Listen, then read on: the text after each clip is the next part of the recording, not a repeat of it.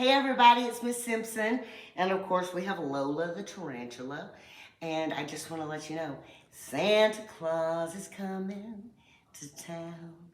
This is one of my favorite Christmas books in the world. It's called My Penguin Osbert, and it is written by Elizabeth Cody Kimmel and illustrated by H.B. Lewis. Watch what you ask for Christmas. My Penguin Osbert, written by Elizabeth Cody Kimmel, illustrated by H.B. Lewis.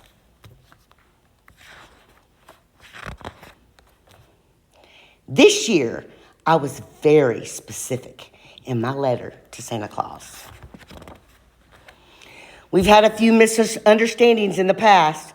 For instance, last year, I asked for a fire engine red racing car with a detachable roof and lightning bolt on the side and retracting headlights. And what did he bring me?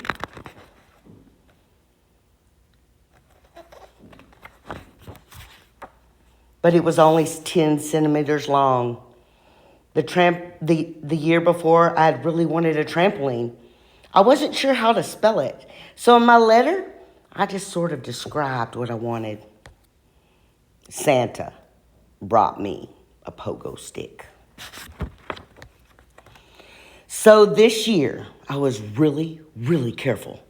I wrote Santa a long letter and told him that I would like to have my own pet penguin. Not a stuffed penguin, but a real one from Antarctica. I told him my penguin should be 30 centimeters tall, white and black, with a yellow beak, and his name should be Osbert. I included a drawing. I put extra postage stamp on the envelope and sent it off a whole month early. And then I waited. When Christmas morning came, I was the first one down the stairs. There he was. He was black and white with a yellow beak and exactly 30 centimeters tall. He was moving and breathing and everything. Around his neck was a tag, and it said, "Hello, my name is Osbert." Santa had gotten it right. I wanted Osbert to meet everybody. I wanted to take him to my room. Plus, I wanted to open my other presents. But Osbert really wanted to go outside and play. It was pretty cold and kind of windy, too. There was deep snow on the ground and no sun. But I had asked for Osbert, and now I had him. So we went outside. We played powder slide and wrecked the igloo. We had snowball fights and made ice penguins. We escaped from the jaws of an imaginary leopard seals. Osbert wanted to go swimming, but I explained how that wouldn't be possible. So we sang some songs of old penguin songs instead. That night, I was ready to go straight to bed. We had such a big day, but Osbert wanted to have a bath. He filled the tub to the very top, and we got in. Osbert unwrapped all the bars of soap and floated them around like they were icebergs. After a while, I had prune fingers, and my skin itched from all the soap. But I had Osbert. I'd asked for Osbert, and now I had him. And Osbert liked playing in a cold bath. The next morning, Mom said she'd make anything I wanted for breakfast. When I closed my eyes, I saw a stack of chocolate chip waffles with hot syrup, a pile plated high with fried sausage, and a jug of fresh squeezed mango juice. But Osbert didn't like rich food. He doesn't like hot food. He doesn't like sweets. Osbert wanted chilled herring with seaweed jam for breakfast. So that's what we had. After breakfast, it was my turn to clean up. So I did the dishes and I went upstairs to tidy my room. When I came back down, I saw that Osbert had been working too. He had built an entire ice village out of icicles, frozen leftovers, tubs of ice creams from the freezer. and now it was all melted. Osbert, of course, couldn't hold a cloth with his flippers, but I had Osbert, and I had asked for Osbert, and now I had him, so I had to clean up the mess. That afternoon, when Osbert was watching the Weather Channel on TV, I secretly wrote Santa another letter. Dear Santa, how are you and Miss Claus? We're fine. Thank you for the great penguin called Osbert. We have cold baths together and eat herring and seaweed jam for breakfast.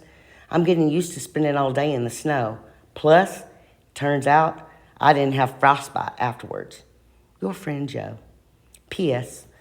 One more thing, Santa. If you feel like maybe I should have asked for a different present and you want to swap, that would be okay. And while Osbert was leafing through the Snow Globe catalog, I sneaked out and I posted the letter. A few days later, I woke up to find a parcel at the foot of my bed, and there was it labeled, the name on it, signed, Santa. Inside the box was a red sweater, 2 free tickets to the grand opening of the Antarctic World Zoo. At the zoo.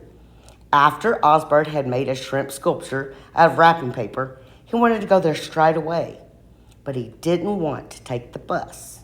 The zoo was a long way, but I'd asked for Osbert, so now I had him. So we walked. When we got to Antarctica World, Osbert headed straight for the Penguin Palace. There was a huge snowy hill with ice slides leading down to a big pool. There were leopard seals painted on the walls. Tiny icebergs of real ice were floating on the water. Then a door opened and the wall and a man came out and started tossing herring to all the penguins. When it was closing time, I told Osbert we had to leave. He waddled over to me, but I knew he felt at home in the Penguin Palace. It had everything he needed. Osbert was the first Christmas present Santa had ever given me that I really wanted. I'd asked for Osbert, and I had been given him. But Osbert needed ice sleds and leopard seals and plenty of herring. I asked him if he would be happier living at the Penguin Palace. Osbert looked into my eyes, and then he nodded. It's a little lonely at times without Osbert, and my new sweater itches at my neck a little bit, right under the chin.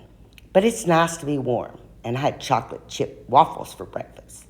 Next Sunday is Children's Visit Free Day at Antarctica World. I don't have a bus fare, but I know how to walk there. I'll wear my red sweater, so Osbert will be sure to recognize me. And next Christmas is only 11 months away. I've thought about it a lot, and I already know what I want. I'm sure I can't get in too much trouble with a helicopter.